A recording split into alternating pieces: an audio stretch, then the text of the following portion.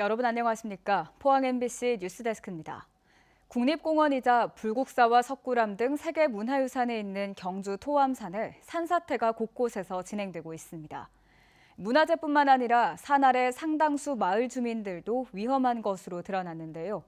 환경부와 산림청, 문화재청은 복구 계획 마련을 위한 합동 점검에 나섰습니다. 김기영 기자가 보도합니다. 녹색연합이 최근 경주 토암산 일대를 조사한 결과 24곳에서 크고 작은 산사태가 발견됐습니다. 2년 전 태풍 흰남노 이후 집중 발생했는데 환경부, 문화재청, 산림청, 국립공원공단, 경주시 등 관리기관이 제각각이어서 지금껏 방치돼 왔습니다. 정부 부처들은 2차 피해 예방을 위한 합동조사에 나섰습니다.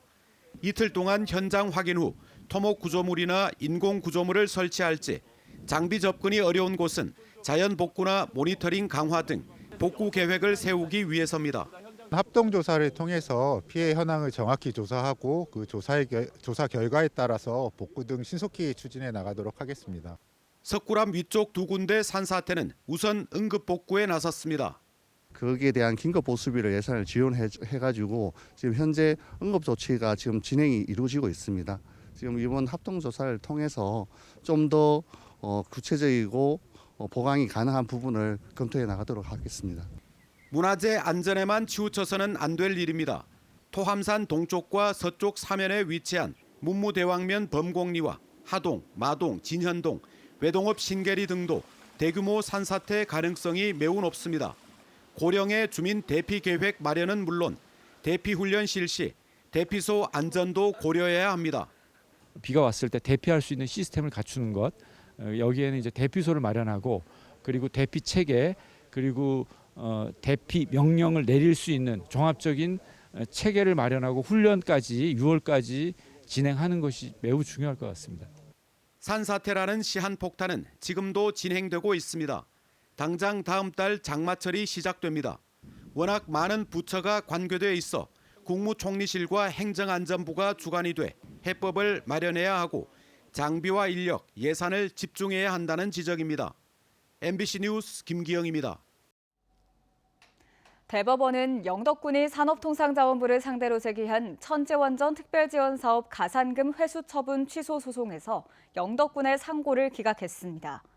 정부는 지난 2012년 영덕 천지원전을 추진하면서 특별지원사업 가산금으로 영덕군에 380억 원을 교부했지만 이후 신규 원전이 백지화되면서 지난 2021년 가산금과 이자 등 409억 원을 회수해 갔습니다.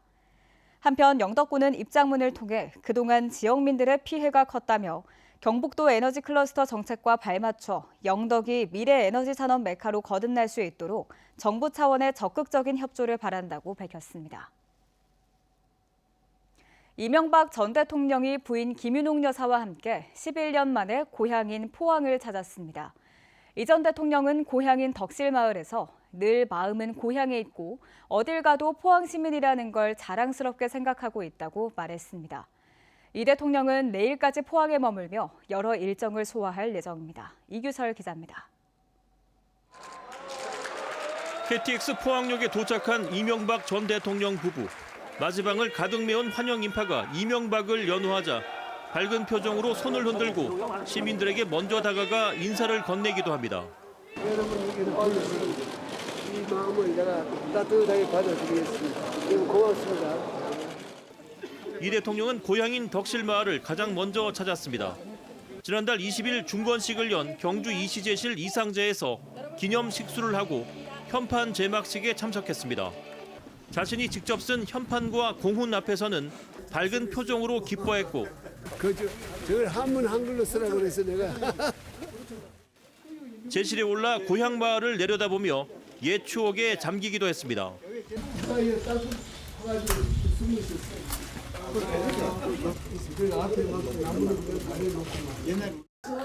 이 전 대통령은 주민들과 잔치국수, 감주를 함께하며 늘 마음은 고향에 있고 어디 가도 포항 시민이라는 걸 자랑스럽게 생각하고 있다고 말했습니다. 앞으로도 이 포항이 좀 젊은 사람들이 모여들고 또 인구가 늘어나고 이렇게 해서 정말 발전을 했으면 좋겠다 하는 생각을 합니다. 이번 방문에는 MB 정부를 함께 이끌었던 맹형규 전 행정안전부 장관, 장다사로 전 청와대 총무기획관도 함께했습니다. 이어 이 전 대통령은 포항시 아동 양육시설인 설린애육원을 방문해 아이들과 직원들을 격려했습니다. 포항 방문 이틀째인 내일은 포스코 국제관에서 조찬 기도회를 갖고 어릴 때 다녔던 포항 제1교회를 방문합니다. 이어 포항 지역 정재인들과 오찬을 하고 친구인 천신일 세종회장의 포스텍 학위 수여식에 참석해 축사를 하는 것으로 11년 만에 포항 방문 일정을 마무리할 예정입니다. MBC 뉴스 이규설입니다. 최상병 사건을 수사 중인 경찰이 수중수색 명령을 두고 진술이 엇갈리는 해병대 지휘부를 대질 조사합니다. 경북경찰청은 사건 당시 현장에서 수색을 지휘한 해병 1사단 포병 11대대장과 상관인 7여단장을 오는 19일 함께 불러 조사할 예정입니다. 업무상 과실치사 혐의를 받는 이들은 최상병 사망의 직접적인 원인이 된 허리까지 입수하라는 수중수색을 누가 지시했는지를 두고 서로 진술이 엇갈린 것으로 알려졌습니다. 전국 성인 PC방 수백 곳에 불법 도박 게임을 공급한 일당이 경찰에 붙잡혔습니다. 판돈 규모만 1,700억 원에 달했습니다. 김서연 기자가 취재했습니다.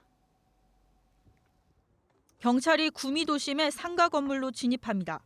겉으로는 평범한 건설사 사무실로 보이지만 문을 열자 곳곳에 설치된 컴퓨터에서 도박 게임이 쉴 새 없이 중계되고 있습니다.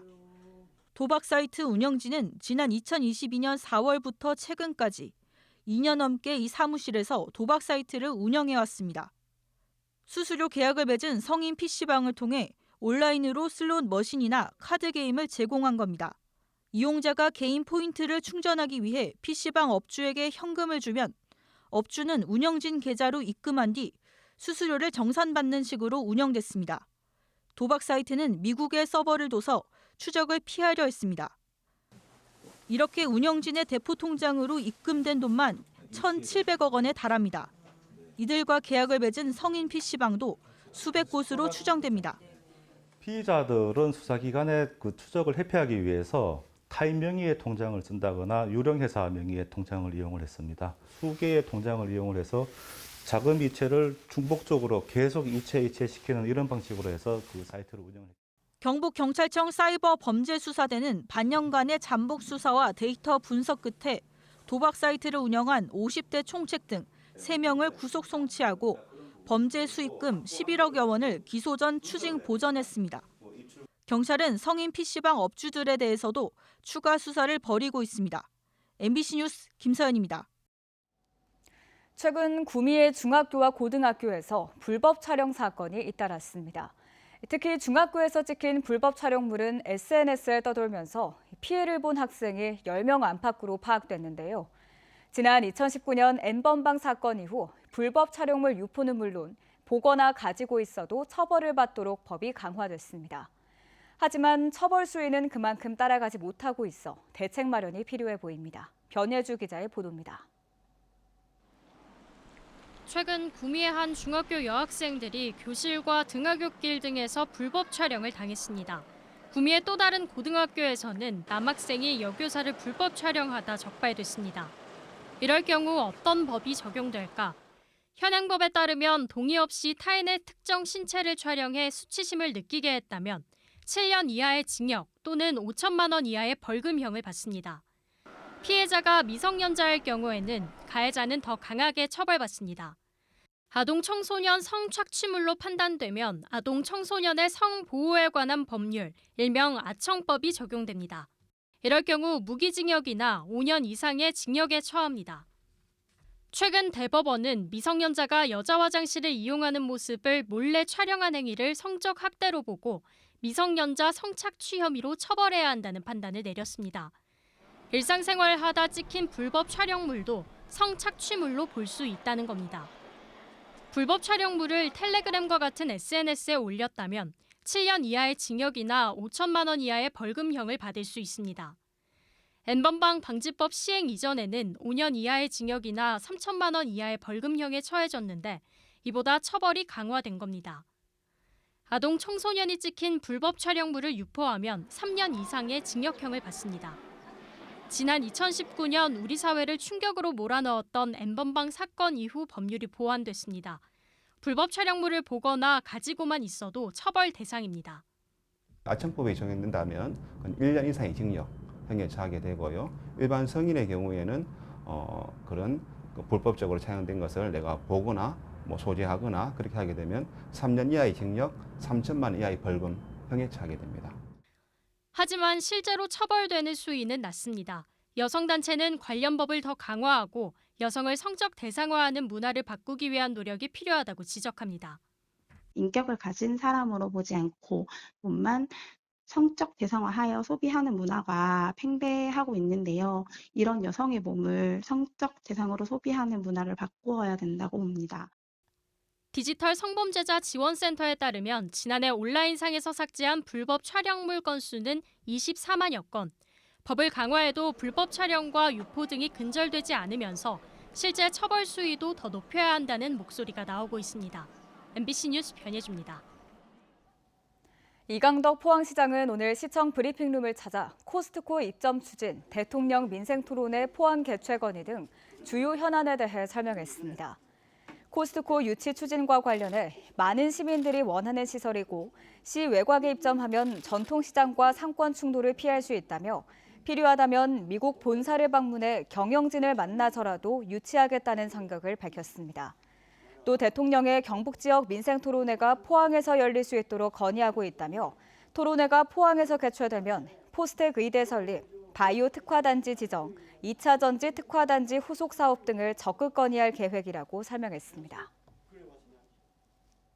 밤사이 내린 폭우와 강풍으로 포항에서는 도로가 침수되고 간판이 떨어지는 등 피해가 잇따랐습니다. 어젯밤 10시쯤 포항시 흥해읍 곡강초등학교 인근 도로가 침수돼 교통이 통제됐고 강풍에 간판이 떨어지는 사고도 있었습니다. 밤사이 포항 지역 강수량은 29.7mm를 기록했고 죽장면 하사리에는 48.5mm의 비가 왔습니다.